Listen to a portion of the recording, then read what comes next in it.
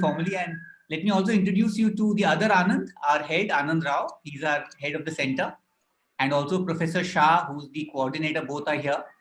So, Namaste, this is Anand. Nice to see you and looking forward to hear your talk. Sure. I really appreciate the opportunity given to me to talk to all of you. And that too, as not as a material scientist, but as somebody in the field of conservation. It's a real honor. I think that other subject is of better interest to most of us. So. Right. Just 1 second, sir. I think Ramesh is calling me. Just hang on. Ramesh, I'm on the call. Is there a link? I did not get any link. There is a Zoom link. I'm going to request the folks in IIT Bombay to send that to you right away. Anand, I will forward it to Ramesh. Please tell him. But he get a mail from my IIT. Okay, Pankaj will give it to you right now. Okay, yeah, thanks. Yeah. Yeah, so good evening, Mr. Anand Krishnamurthy. This is Professor Shah here on the other side. I don't know whether you can see me. Yes, I can. But I will sort of put up my video soon so that the bandwidth for everybody to listen to you and follow the talk would be better if I stop my video later. But nice meeting you. Thanks for accepting our sort of invitation to give a talk. Yeah. Thank you. Yeah, I will also stop my video once we're done with the introductions. But please keep it on for a while so that all our students who join can see. Okay, sure.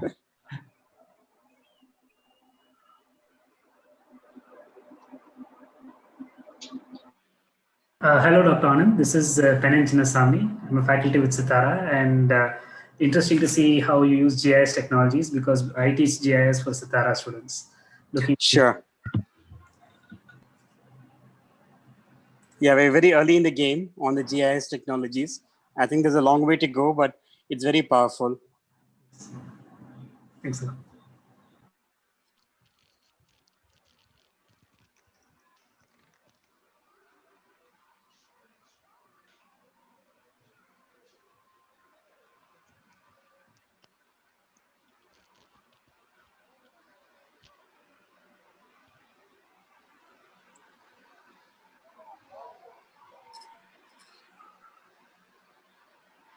Yeah, Ramesh is here, which is very good.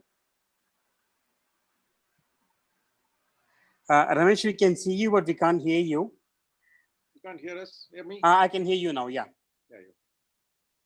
So for everyone from Sitara, also the other person from Junglescapes is, of course, Ramesh. So it's a team here that's going to present to us today. So thanks for joining us, Ramesh, and thanks for, again, both of you agreeing to do this talk for us. Welcome, Pankaj.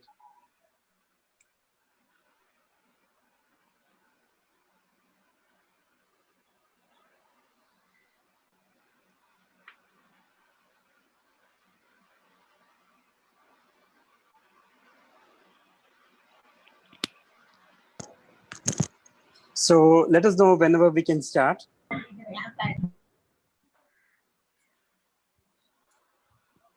Maybe let's wait for a couple of minutes. I think people are still joining in. Sure. Yeah, Abhinav and Amog, please admit people as soon as possible or relax the waiting room constraint for now.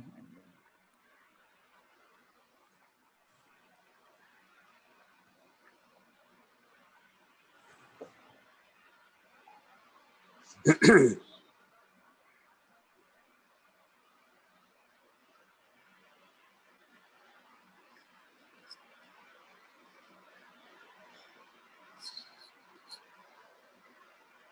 Abhinav, Sudha is not here today.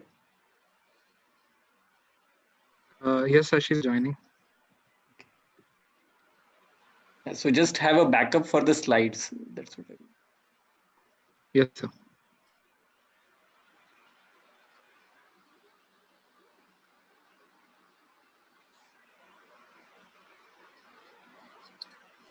Maybe in the meanwhile, you can, Abhinav, try sort of, sharing the slides, because that also at times takes a while. So you can just try sharing the, projecting the slides.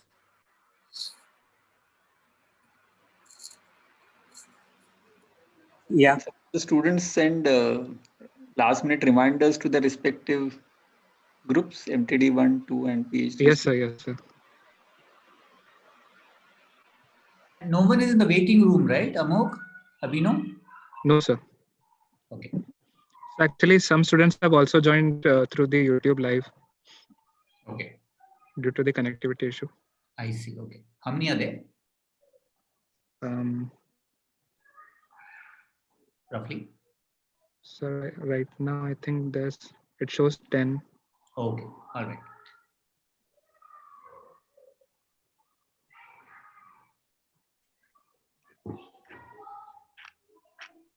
Connectivity issue.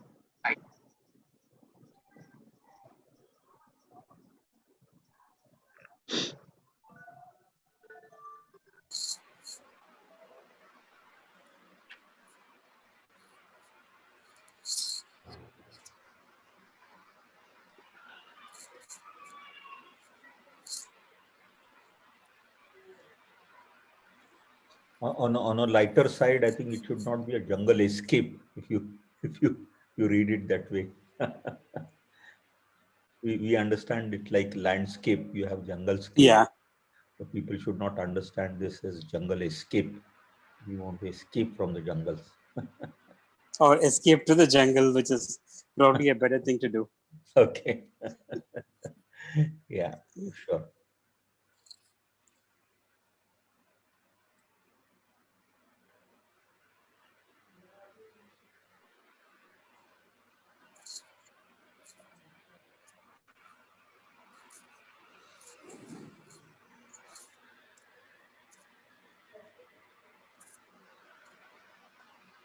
Yeah, I think Ramesh also has a hard stop at 6:30, and I can go a few minutes longer. Just wanted to tell you that. So I think we should start then. Yeah, Okay. I think given these constraints, we should start now. Yeah. Sure. So is Abhinav or Sudha just going to do a brief introduction? Yes, sir. I'll do it. Then please go ahead, Abhinav. Yes, sir.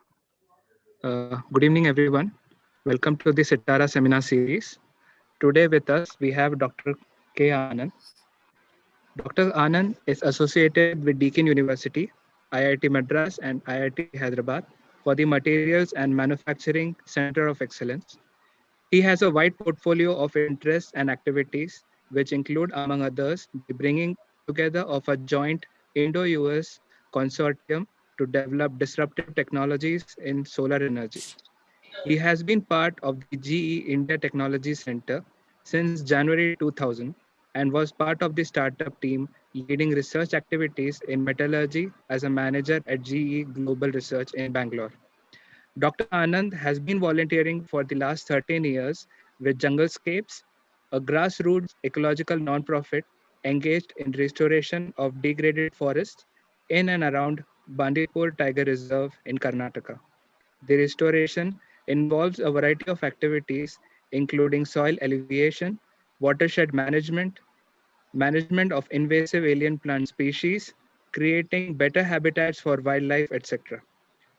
The nonprofit has a community participative model of restoration where communities living around the tiger reserve are actively involved in the activities, providing them a sustainable livelihood.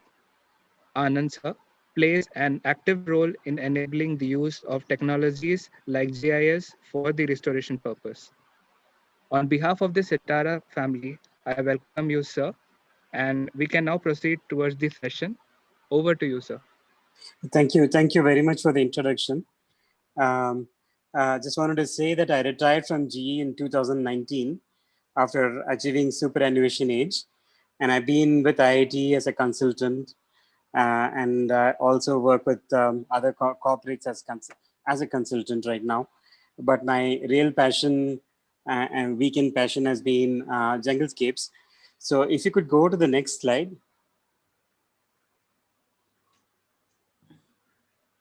Yeah.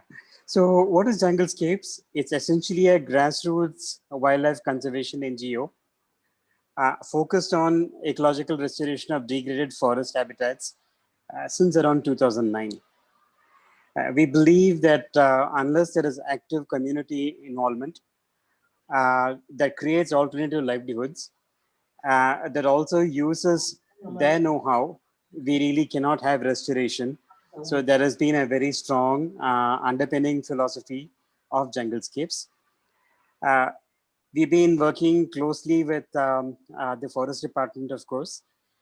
We've been working with local community groups, VFCs, self-help groups, and we have been working with other knowledge partners such as ATRI, Indo-French Institute, and so on. And a lot of the work that we do right now also connects in many ways to Society for Ecological Restoration US. It's a worldwide body that's looking at restoration of ecosystems at a landscape scale. So one of the things that we are doing essentially is we are restoration practitioners, and we are striving to essentially work at a landscape level. So if you could go to the next slide. Please let me know if you can hear me properly. Yeah, good. It looks like you can. The work that we do is focused on the Bandipur Tiger Reserve, which is actually, much of it is on the rain shadow belt of the Western Ghats. And abutting many of the wildlife protected areas are essentially reserve forests, and Bandipur Tiger Reserve is an exception. One of the things in characteristic feature of Bandipur is that it runs from the northwest to the southeast, and somewhere close to the southeastern border is a horseshoe. That horseshoe happens to be a reserve forest, and that horseshoe actually connects really the Western Ghats to the Eastern Ghats. So the wildlife uses that space to go from the Western Ghats to the Eastern Ghats to Satyamangalam Tiger Reserve and so on, and to BR Hills. And it's a very important region in the Bandipur Tiger Reserve. And what we have found, as you could go to the next slide, if you can, is that those landscapes are degraded. So before I get to the degraded landscapes, really want to highlight that we've been working with local communities. We've essentially formed 3 self-help groups, which you can see. Lokere Mahela Lantana Sangha, which essentially does lantana crafts. Godekere Kadu Samrakshana Samiti. These are Jaina Kurubas who are engaged directly in restoration of the forest. And they have immense know-how of the landscape and the species that exist in the region. Bandipura Kadu Samrakshana Samiti, this area, this group essentially works closer with the Tiger Reserve and the Forest Department, especially in invasive management, and we have an MOU with them. But it's at least 50 community members. I think we try to be conservative here. Sometimes we have 70. They get alternative livelihoods throughout the year, so they don't have to go and work anywhere. They just have to work with junglescapes. And this figure is slightly old. The figures have gone up. People get paid around 8,000 rupees now per month to do this restoration work. And so this continuous involvement with the forest, plus the fact that the livelihoods are guaranteed, plus the fact that the work uses their know-how, essentially has been very rewarding. So now let's get to this whole restoration part. If you could go to the next slide.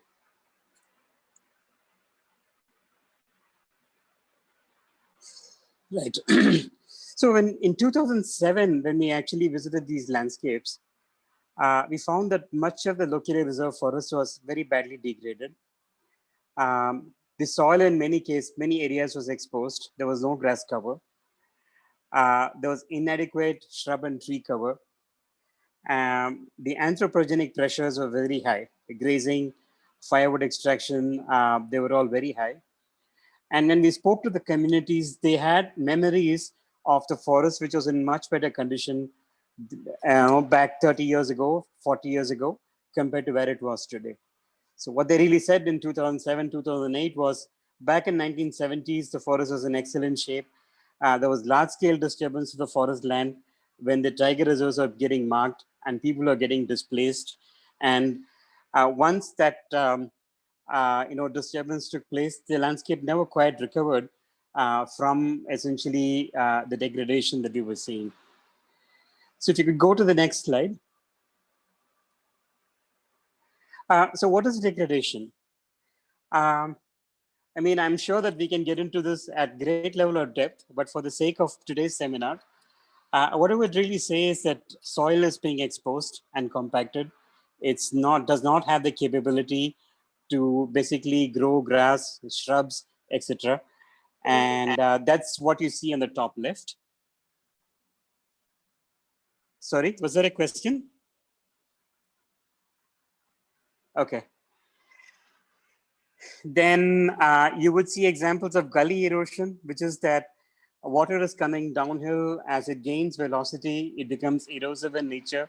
It removes the soil, topsoil, and creates deep channels.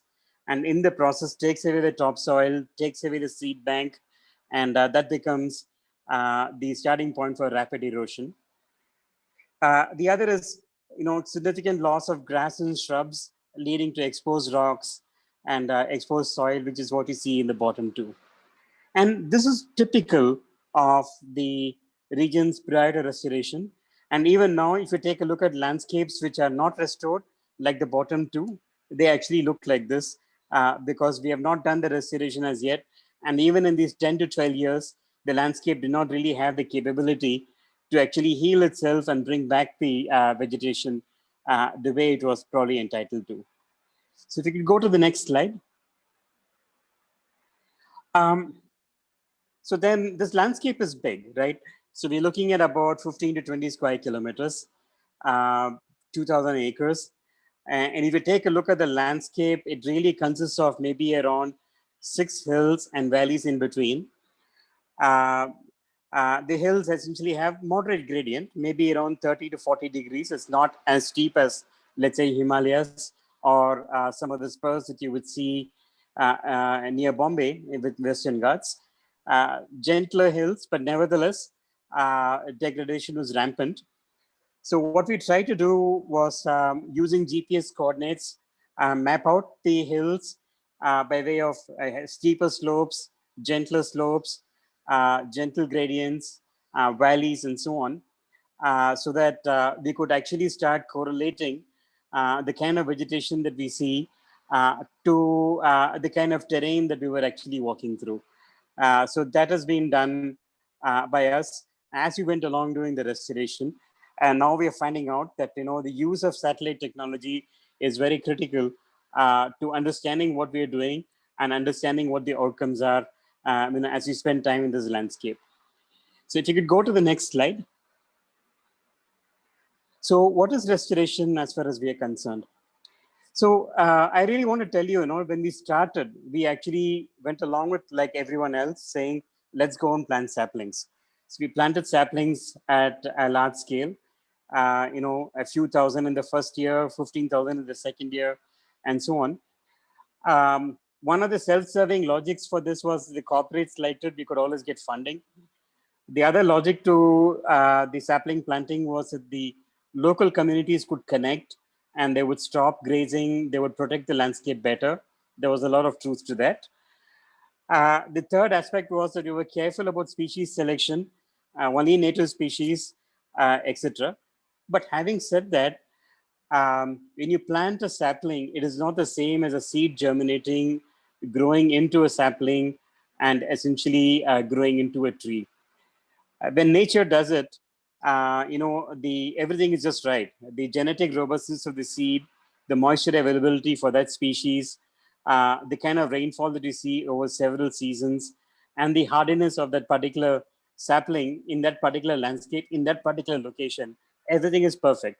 So we could never mimic that through sapling planting. So we actually started switching to passive methods.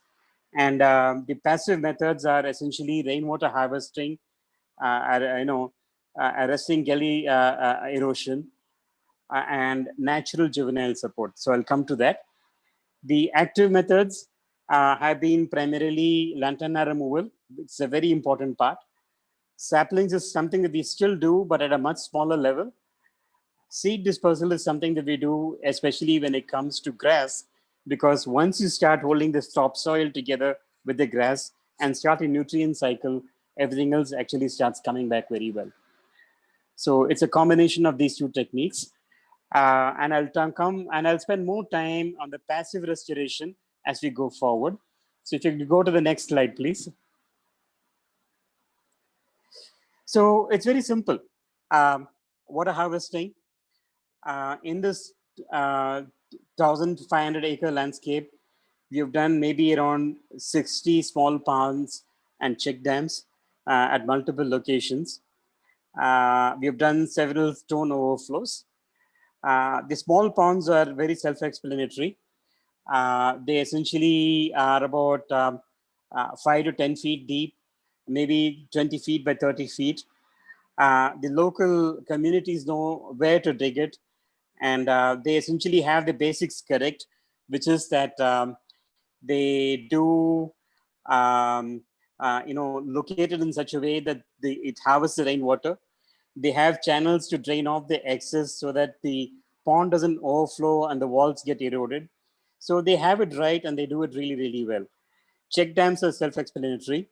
Stone overflows are just stone piles on a slope, maybe where you see this gentleman standing, there's Nagendra. The stone overflow is around 4 feet tall, 3.5 to 4 feet tall. And on the other side, towards the right, it slopes towards the ground. So water gets collected on the upward side and gets released very slowly down. And that has a very, very good improvement. There is an impact on the vegetation around. Now, on the top right, you see a small trench. And this is actually water getting filled up after a sharp 15-minute shower, not a very heavy downpour. This trench holds maybe around 20 liters of water. What we have done essentially is maybe around 100 trenches per acre.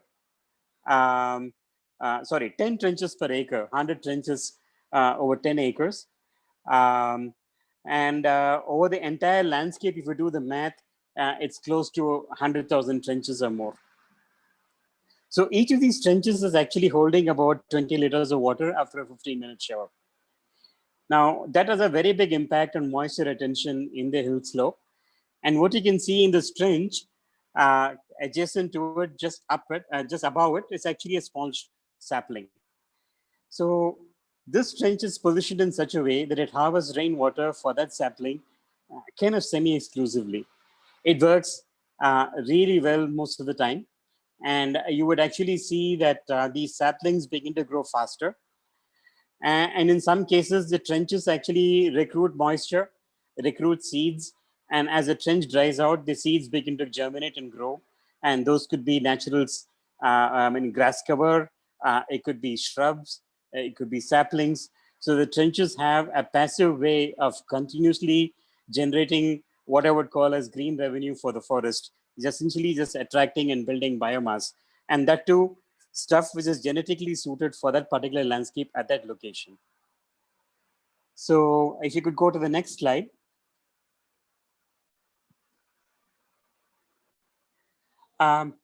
Wherever you have compacted regions like what you have seen in the first few slides, open basically landscape, compacted soil, what we would do is gently dig to create sources, and all of you know it very well. So these sources are minor depressions, maybe around 4 to 6 inches deep, maybe around 6 feet wide or diameter.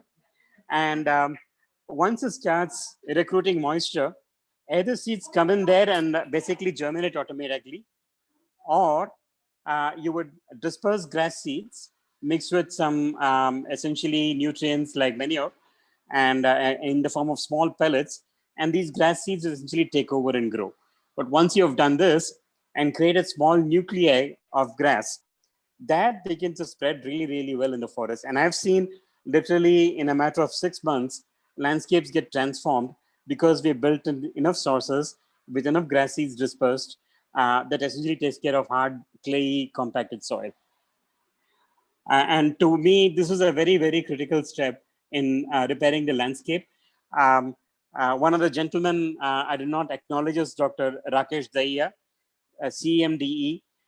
He, along with Dr. C.R. Babu, taught us the cut through stock method for lantana removal. but he actually gave us a lot of knowledge on the building blocks of how the forest actually revives. So if you could go to the next slide. Yeah, as we talked about natural juvenile support, what you see on the bottom, on the left, essentially is a small sapling with a trench dug. And in about a year or two, you could go back to the same sapling and you would see that it's actually grown significantly taller because of the presence of the trench. And it's really ideal for restoring pioneer species. Species that we know is there in the forest, but if you strengthen them, they essentially become the backbone for the forest. So there are many examples of this that we can cite, but this has been the mainstay. And as I said, about 100,000 trenches over 1,000-acre landscape has been the broad metric with which we have actually gone forward. Can you go to the next slide? Right. So just to kind of convey to the efficacy of the trench, and this is a story that goes back to 2015. On a very warm day, I climbed up the hill close to the village, and the gentleman, Nagendra, essentially took me to the top and showed me these two spots and said, "Tell me why is the difference?" And I asked him, were those trenched and not trenched? He said, yes. These locations where it's significantly greener are locations which are trenched, and the locations which are not trenched continue to be very brown and barren. And this was really, 1 to 2 years of, time difference where the trenches were dug up in the 2013 time period, and this photograph was taken in 2015. So as you said, it's very secular in nature. We don't really play God. Wherever we see natural juveniles, we actually go and dig a trench. We don't play God in terms of, I want to see this species survive versus that species. The species that are seen growing naturally in the forest are the ones that actually come back because of the trenches. So if you could go to the next slide. Right. Early on, I talked about gully erosion, which is that water rushes through a gradient, and essentially, as it reaches velocities which are erosive in nature, I think we had people from one of the IITs talk to us and said that the critical velocity is around 3.5 to 4 meters per second. At 3.5 to 4 meters per second of velocity, in regions where there is no grass cover or minimal grass cover, the water begins to erode. So we went along a stream and traced it up. So you could actually see the stream come from a hillside and then come down to a lower elevation, and then essentially descend down over a much more natural gradient. So all along the way, the local community did what is called as gully plugs, essentially stone piles,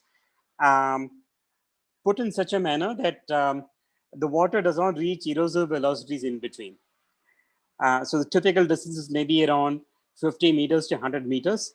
And once we did these stone piles, what you would typically see is that the topsoil begins to accumulate upstream.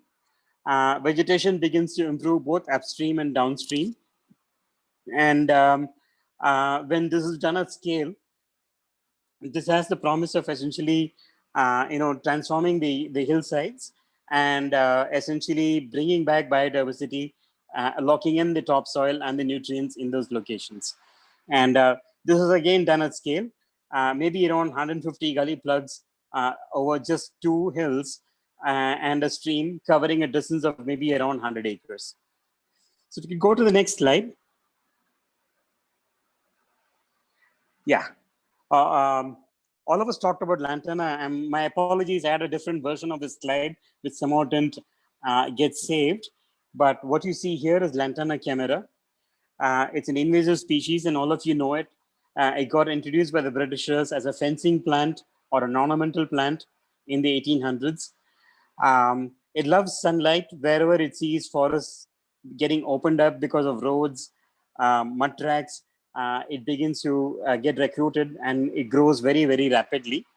It grows in clumps, and once it grows in clumps, the canopy begins to interweave, and it literally shuts off any opportunity for local vegetation to grow underneath. If they grow, they are stunted and they really can't break free. So the question is, how do you remove this? So what we found out and what we have heard is that if you chop it up, the exposed nodes essentially grow very quickly. If you use a JCB, the exposed soil essentially uncovers the seed bank, and that seed bank, when exposed to sun, essentially begins to germinate, and the whole thing comes back. Set it on fire. The fire essentially breaks the dormancy of the seeds on the ground, and the lantana comes back. So, what is the right way? This is what we heard, and this is what we learned from both Dr. C.R. Babu and Dr. Rakesh Dahiya, who personally came and demonstrated to us how this needs to be done, bush after bush after bush. And we learned it from him, the community learned it from him, and now the community are real masters at this.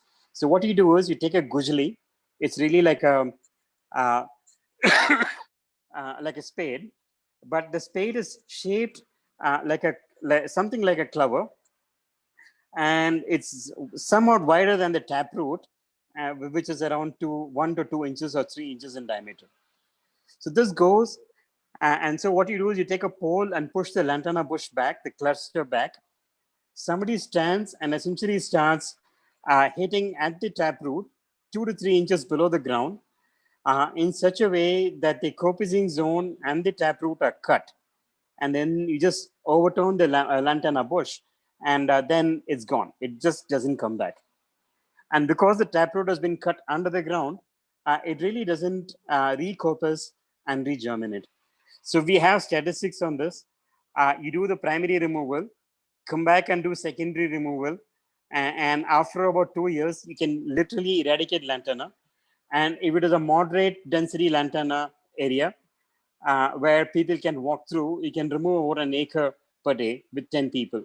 If it's very heavy, it slows down to maybe 1/4 of an acre to 1/2 an acre per day.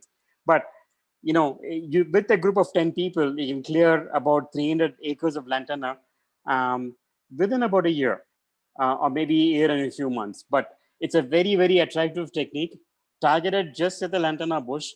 It keeps any other species growing underneath intact. So that's very interesting as far as this lantana removal is concerned. So if you can go to the next slide. Yeah, so can I give you a satellite view of the Lokere Reserve Forest? These squares that you're looking at are maybe around 150 acres in size. And they represent 1, 2, 3, 4 hills, and maybe valleys in between. And so what we have essentially is a code. If it is essentially hillsides, typically short trenches and long contour trenches.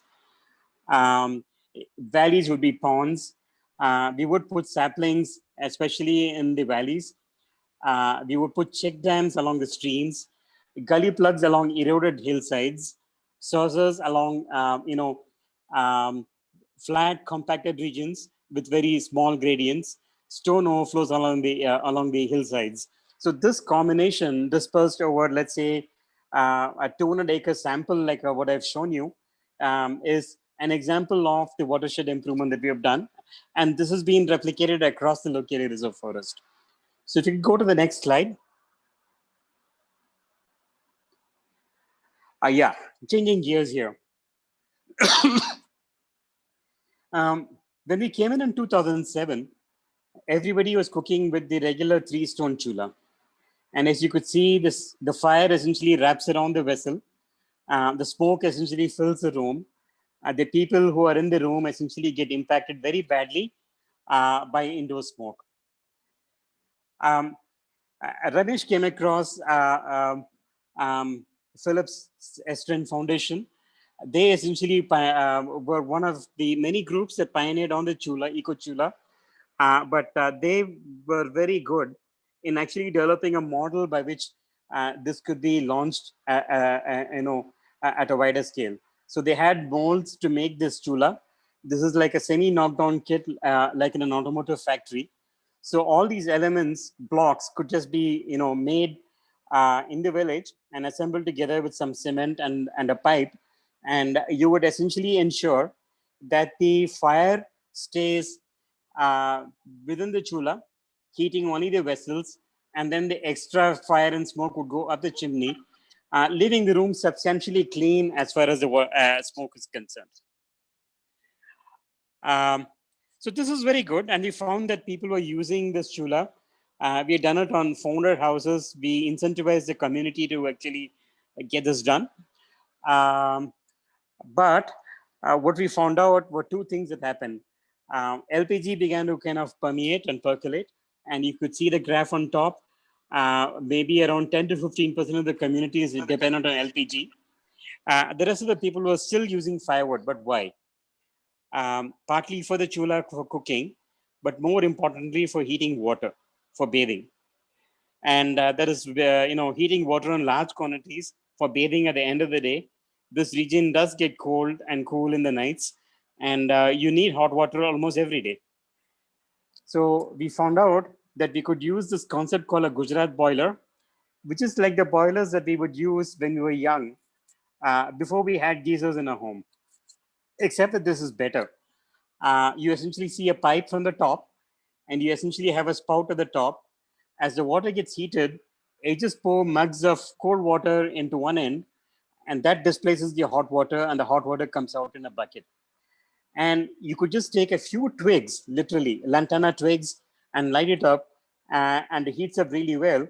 And I think it's partly because the surface area to volume ratio is very, very well designed. And this has been much more effective than the chula that we have in the middle in terms of heating. But this is really suited for heating water. So what is the impact? I think the impact is that we are reducing firewood consumption by around 1.6 tons per home. If you have 400 villages, about 25 to 30 homes per village, these are all small hamlets, many of them, you can really think in terms of 16,000 tons of firewood extraction avoided per year. And that essentially translates into at least 30 to 40,000 trees spared per year, of the axe by local community. So this, I think, is going to be another game changer, apart from all the passive restoration methods that we have actually tried. So if you could go to the next slide. Yeah, I would like to skip it. I think you would see this for yourselves. So what is the status?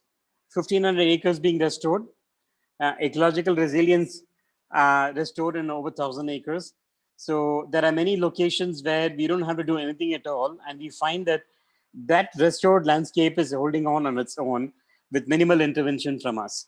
The only thing we may want to do essentially is remove lantana, if you see, but there's a lot of these old landscapes like the Jali Gude that we talk about, or hill number 1, that's still holding out on its own with minimal intervention from us, which is very, very good. And very good rewilding results, and I'll come to that. If you could go to the next slide. This is the impact. I mean, and I can show you photographs in 2020 which look even better, but you can clearly see vegetation actually improve very significantly. And I have these before and after maps for several hills that we have actually walked through. But what we know is that these passive methods are actually working very well in terms of bringing back the species and improving the vegetation. If you could go to the next slide. Ecological indicators. I think you can see this table, but essentially what we want to say is that once we get to these restored plots, the grass cover covers at least 80% of the ground. So as you walk along the ground, you'll find that the grass cover is really there. It's everywhere. Significant tree population. In fact, I was asking Ramesh this question, 450 trees per acre, how real is that? And I've been to those locations and I know, but the question is it really real? The answer is yes. What happens is that you have a bunch of very small saplings and a few larger ones. So the larger ones may be around 100 per acre. The smaller ones are still kind of trying to compete. Not all of them are going to become trees, but what you're going to see is that kind of a biomass abundance as you're beginning to restore. Significant shrub population per acre. And across the restoration plots, randomly picked over these 200 odd acres or 300 odd acres that we have actually gone and done very careful survey. Could be even more. we see at least 60 different shrub and grass species. If you could go to the next slide. So what impact does it have on wildlife? Because we're here to do this all for the wildlife. And if you take a look at that, visual evidence, cat evidence, pug marks, and so on. You go to the next slide. This is a very dear photograph for me. Anytime I go, every time I go, I'm guaranteed to see an elephant once I walk up the ridge. You'll see one elephant or the other, at least several elephants on the valley below in the Lokere Reserve Forest.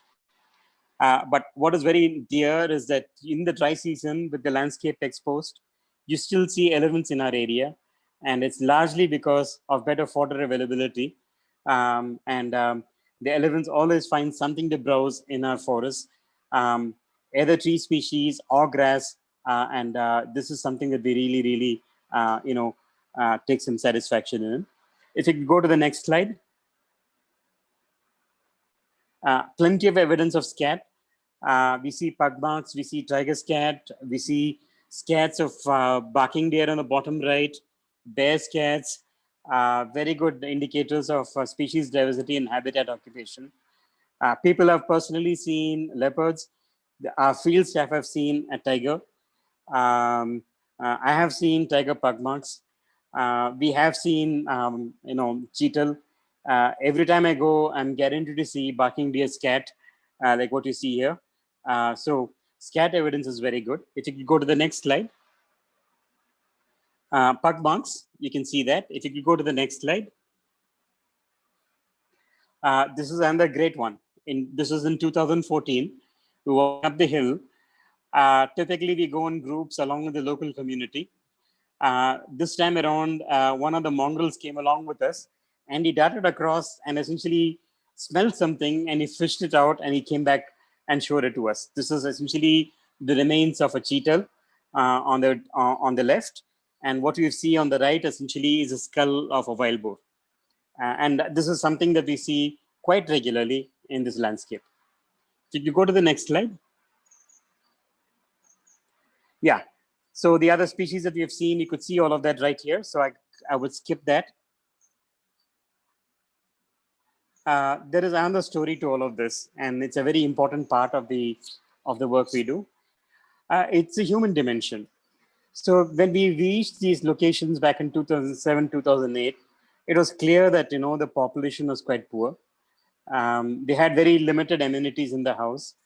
Barely 1 or 2 people or 3 people in the entire region actually had a motorbike. And poverty was very evident. If you could go to the next slide. Over the years, the communities that we've engaged with have been both non-indigenous, primarily from the Lokere village and other villages close by. Jaina Kurubas from the Godekere village and other villages, Soligas. These have been the kind of communities that we've worked with. And what's been really remarkable and good is that these communities actually work together in the forest. We haven't really seen any issues come up between communities. They're very happy to actually work together. If you could go to the next slide. Basically, large number of houses involved, you could see that. More than 25 families permanently involved. Several people coming and working with us, seasonally and well. What this table doesn't contain is actually the improvement in livelihoods. There has been about a 70 to 80% improvement in income levels for the Godekere community, at least 40 to 50% improvement for the Lokere community. Literally everyone has a TV. Many people have motorbikes. Most children are well turned out. They go to schools close by. So this has been a really, really good story as we go forward. If you could go to the next slide.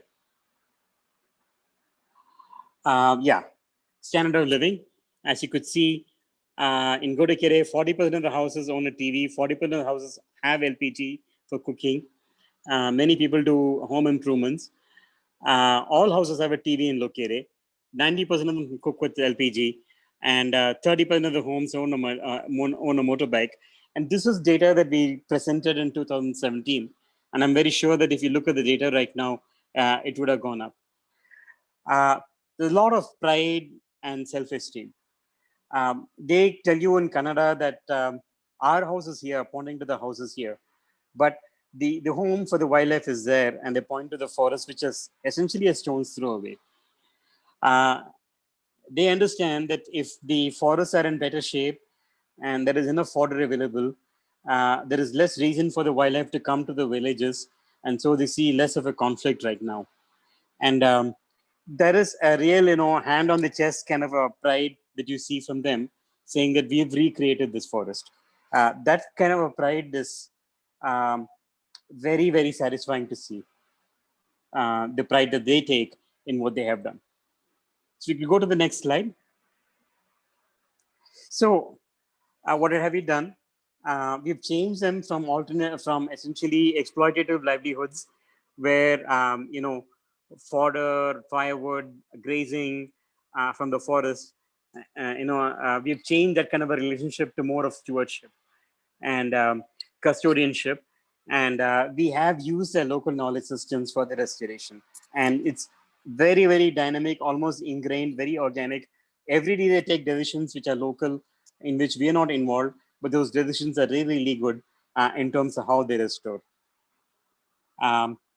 Next slide.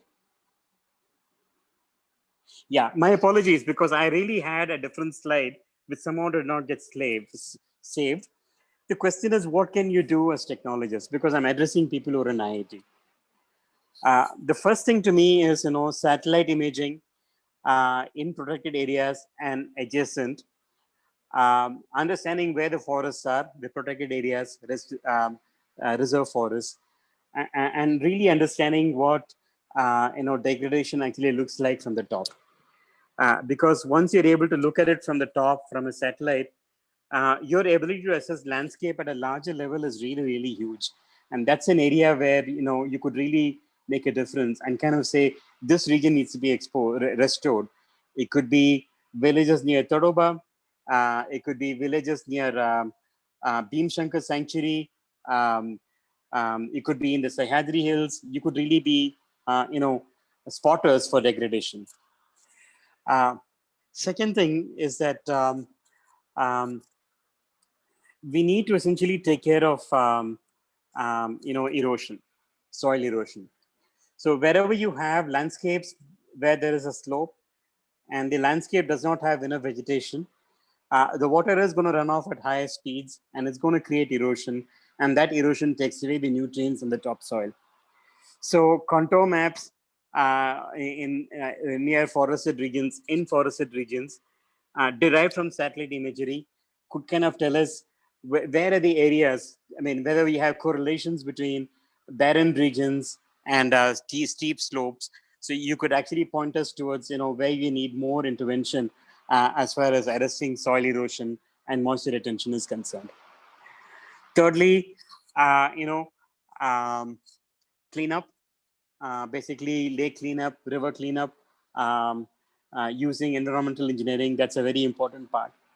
And then many of you could be taking up careers which are outside restoration altogether, and you may only be involved in peripheral ways, visiting forests.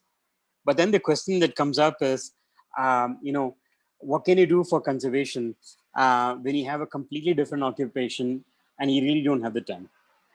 So the one thing that I would really like you to kind of remember is what are go areas and no-go areas. So if you are beginning to see, let's say, somebody coming up with an idea of a huge dam on the, let's say, the rain shadow region of Western Ghats, abutting Western Ghats, you got to essentially scratch your head and say, well, gone, man, how much of forest is actually going to be lost because of these large-scale interventions that are going to take place? So that could be a dam, it could be industries. We need to be, I'm not saying we need to be activists, but we need to be watchful and kind of point out to the government in very respectful ways. And the government is also prepared to listen. And I have examples where I have written to the government and the government has responded to me and others who have written to the government collectively.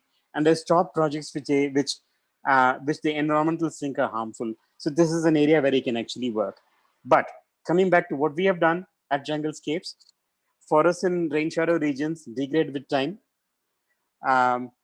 Wherever there is unsustainable exploitation, I want to add that they don't come back on their own. It requires restoration. Restoration methods are based on local know-how and scientific principles. Restoration of ecosystems is a great way to provide livelihoods and keep alive local knowledge systems. So I'm going to stop right here. And I really want to thank you for having given me the time to talk to you.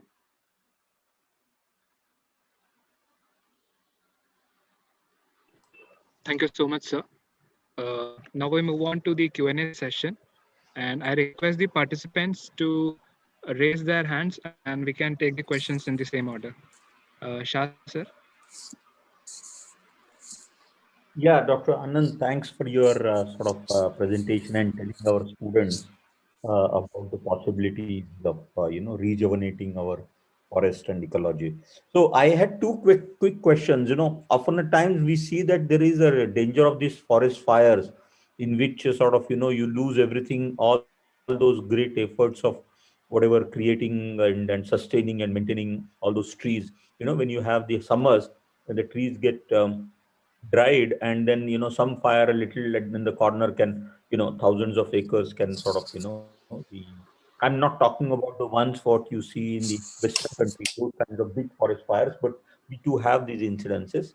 One is that, and secondly, whatever methods of this soil conservation and ecology restoration, are we not able to communicate this to our forestry department? These are my Sure.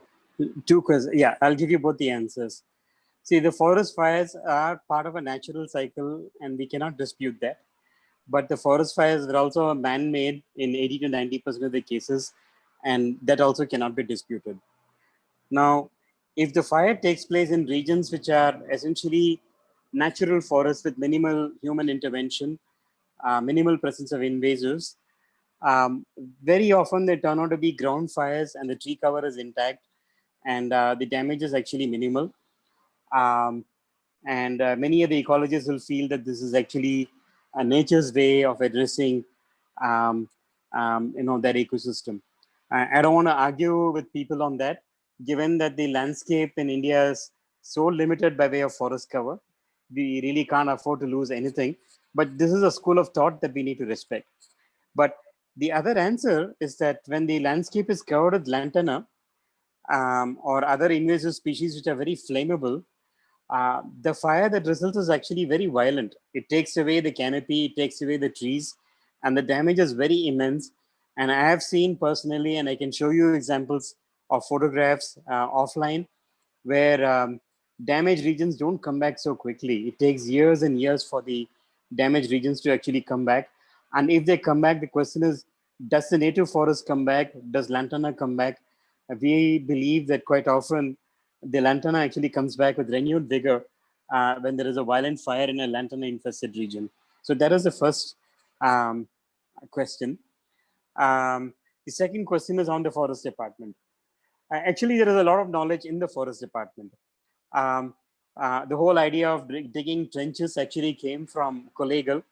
The field director there at the time, Mr. Narayan Swamy, had met Ramesh had met him, and Mr. Narayan Swamy showed him hill slopes where he had done these short trenches and that actually had worked.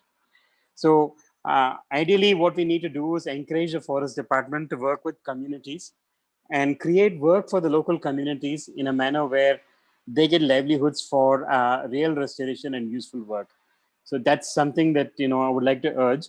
A lot of the forest department officials are quite knowledgeable and are quite actually passionate about this.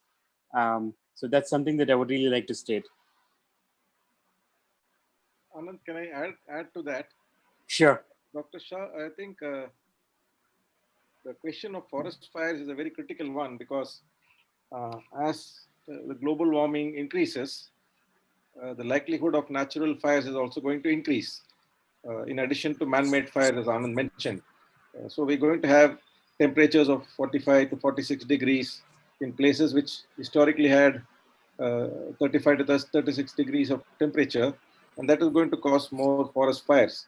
And that is where early warning systems on forest fires become very critical, and that is where technology can play a very key role in providing early warning systems in a large landscape of, let's say, 1,000 square kilometers, so that action can be taken very quickly.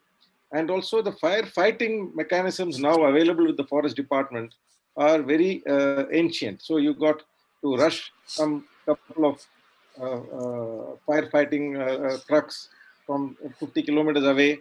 So the firefighting mechanisms that we have in the forest are very primitive.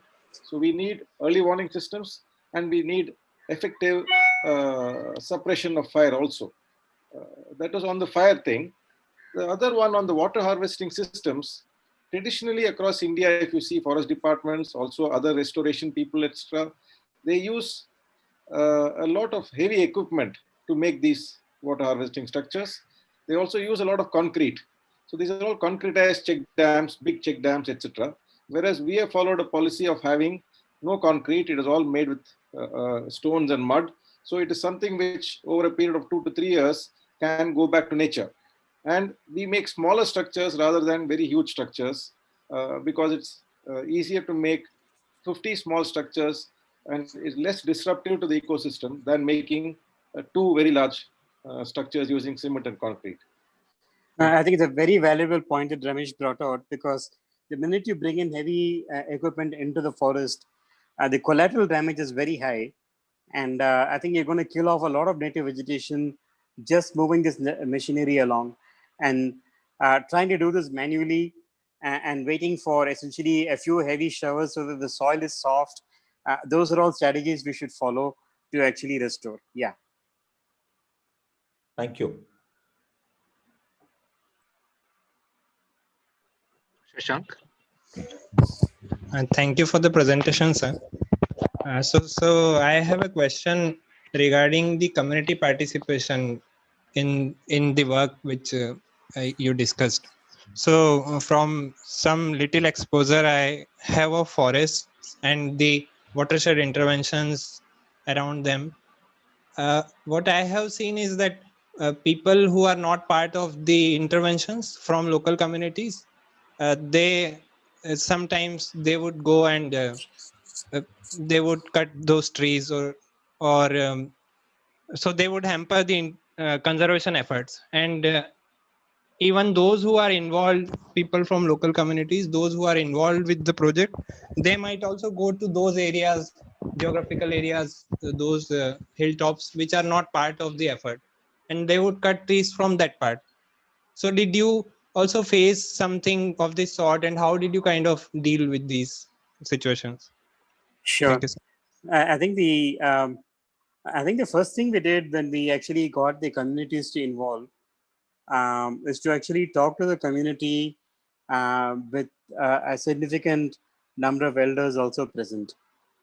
So when you talk to them and basically get them to kind of say what the forest landscape is, and get them to articulate that it'll be good to bring back the forest because it improves water table, they understand that and they'll tell you that.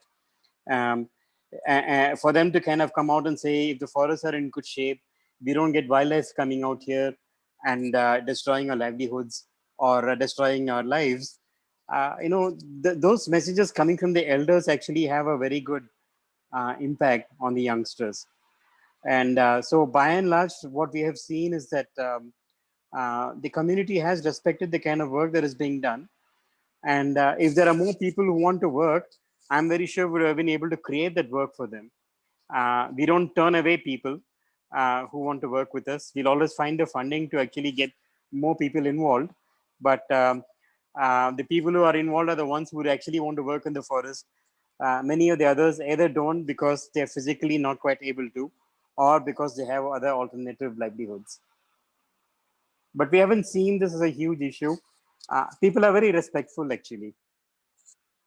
And what is very interesting, which is borne out recently, is the indirect benefit of restoration. The direct benefit, of course, the livelihood and people getting some income out of it.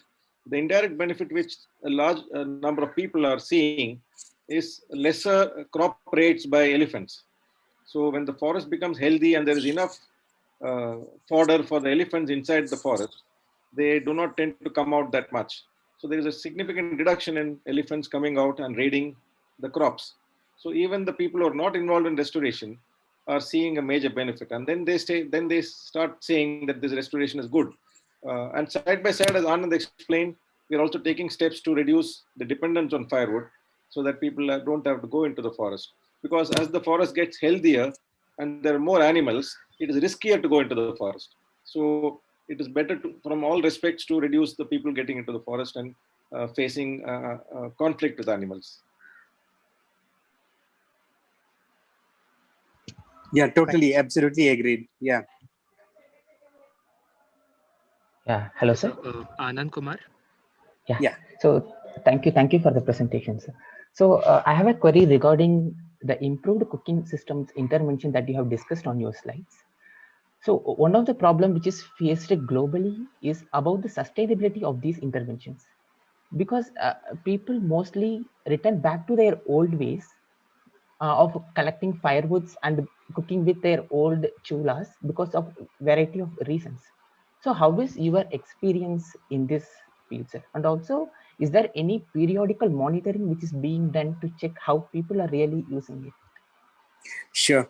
So when we did the work from the 3-stone chula to the eco chula, that's the middle photograph that you would have seen, covering about 400 homes, that took place between 2008 and 2013 or so. And the way it actually happened was that the chula was actually manufactured locally by 2 people. They would go and install this in every house, and they would show them how it is being done. The women especially would very quickly understand that when they use the eco chula, the cooking is faster, and there's less indoor smoke, and they actually become fairly comfortable with the idea of using the chula.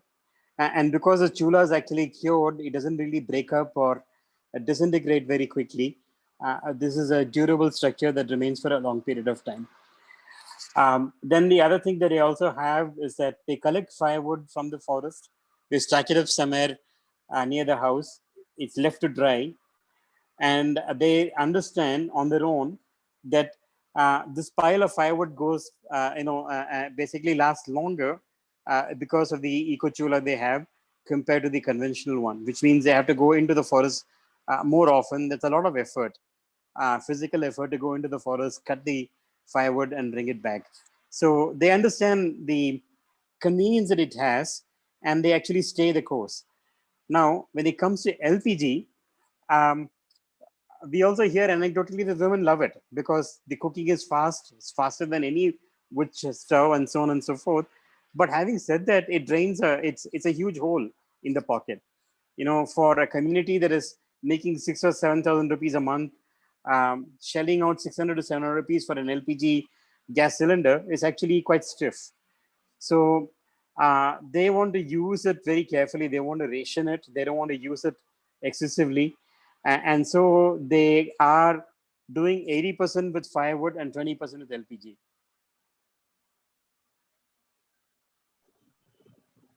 Yeah. Anand, I'll just take a break, and I will say bye to everyone. Sure. Now, I only wanted to add a couple of important things here. One is that 2021 is the first year of the UN Decade of Ecological Restoration. So 2021 to 2030 has been declared by the UN as the Decade of Ecological Restoration, so that governments around the world will give a high level of importance to restoration. And this is an area where leading institutions like the IIT can play a significant role, because as Anand explained, large-scale projects like rivers and lakes require a lot of engineering inputs, and there is a huge scope for environmental engineering to play a key role in this.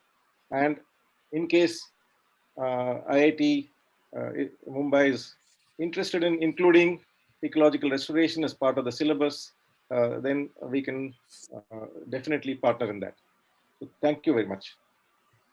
Yeah, again, my apologies, because the other version of the slides I had actually alluded to all of this. So there is a latest link that I've sent around 4 in the evening. If you could open that and circulate it to people, that will be very good. I mean, I would really like this material to be shared with all the students and faculty who are interested. Sure. Anand, sir? Hello, can you hear me? Yeah. Thanks, Dr. Anand. It was very inspiring, especially to see the majority of the work on the field. So the question here is like, or comment is like, since you've been using GIS parallelly with satellite images and data, did you have interest in establishing some kind of indicators? And also, like, is it going to be on a long-term basis, or just like you're just using it for monitoring? Is my question. Sure. I mean, there are 2-3 stories that I can tell on the GIS very quickly. One of them essentially is using, and really we haven't gone to anything sophisticated. The first story I want to say is about Lantana. So what happens is that we look at the groundscape and we know what is Lantana on the ground. We go to Google Earth and it's just a visual image and we know that this is Lantana, and it's mapped one-to-one to the GPS coordinates of where we took the photographs and what we actually observed from the satellite.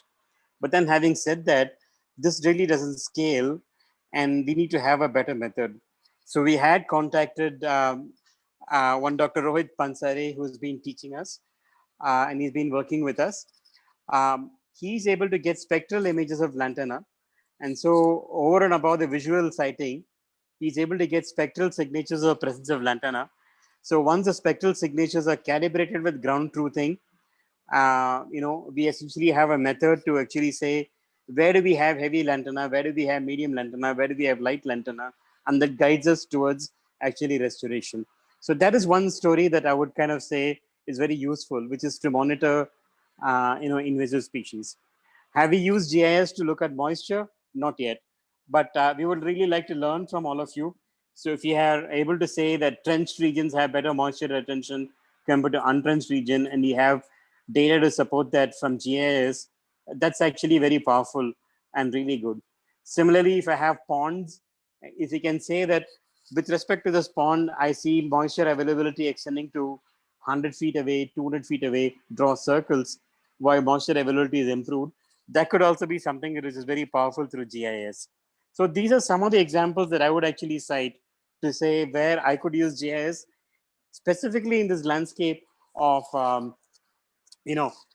dry, deciduous, degraded forest systems in rain shadow belts.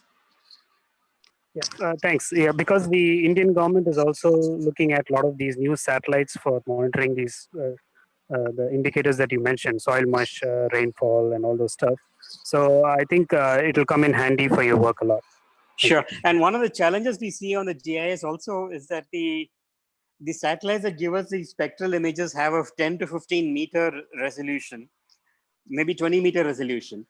Right. The lantana bushes are individually around 3 to 4 meters in diameter. Right. So it depends. you'll have like those issues. Come on. Right. No. It depends. Like if you do approach the government, we have around 1 meter resolution data from ISRO, and the Sentinels, which are the European Space Agency boards, they give you at 3 to 5 meter resolutions. It's all about asking the government through proper channels, and then saying that it's mostly only for research, not commercialization. Sure. Is it possible to work with you on this? Can I yeah. know your name, please, sir? Sure. My name is Penan Chinnasamy. Okay. Sure. Yeah. I'll get it through Pankaj and Anand. Yeah. Thank you. Sure. So I think we have one last question, and it is in the chat box. The question is from Swaran. He says that if the local know how to do the restoration, and they had the knowledge prior, before the Junglescapes intervention, what prevented them from the community to take any action? Sure. So two things. I don't know whether they had all the knowledge before Junglescapes came in, because their perspective as far as the forest is concerned was essentially extractive in nature. Basically remove biomass, graze cattle, and come back. So a lot of the knowledge that they picked up is actually through their own hands-on work with Junglescapes. Now, the second part, which is an important part, is that in this landscape, people don't get money for restoration on their own. I mean, there is no MNREGA scheme, there is no government scheme to involve local communities in restoring forests, in a manner which is consistent and very accessible. There have been efforts in the past, but they actually stopped.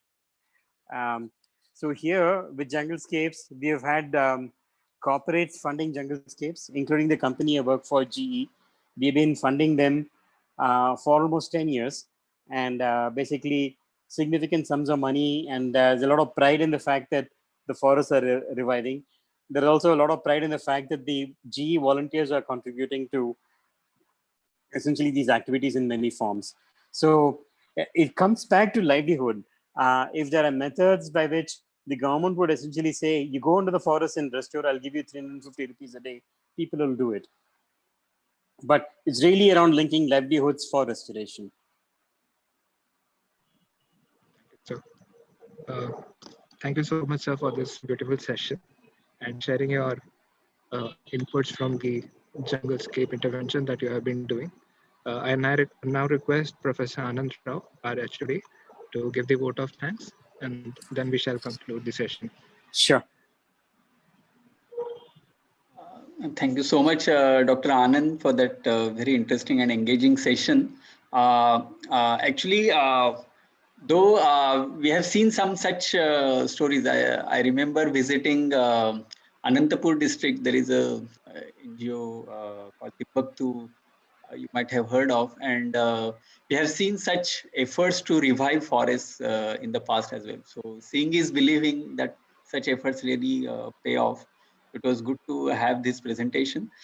So we'll like to know, I mean, we'll try to establish further dialogue, maybe through Pankaj also, to see how we can engage further. I mean, one question that came about the chulha and then the energy usage and the behavioral patterns in communities. That is something of interest to us.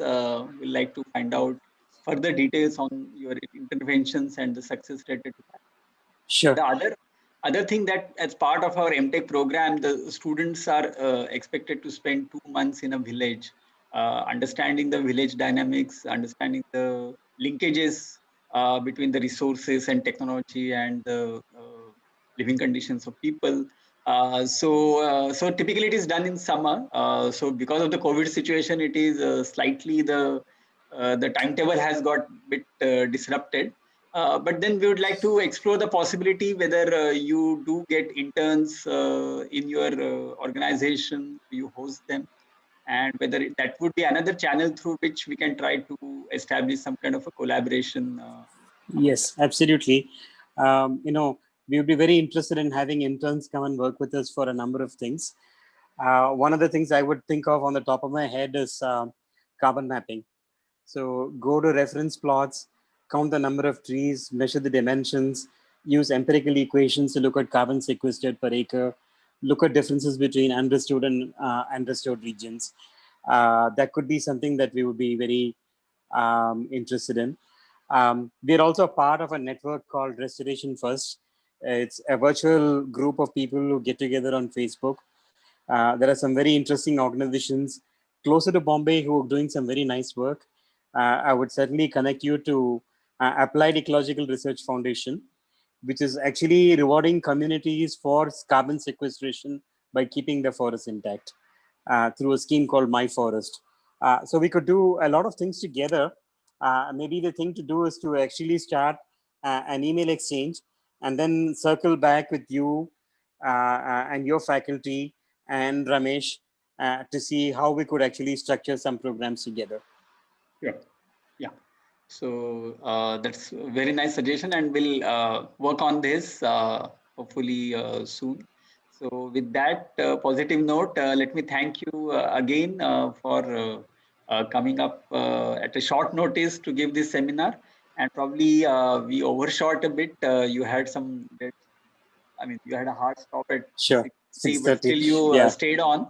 Yeah. So I really appreciate that you engaged with the students with all the question answer session as well. So thank you so much.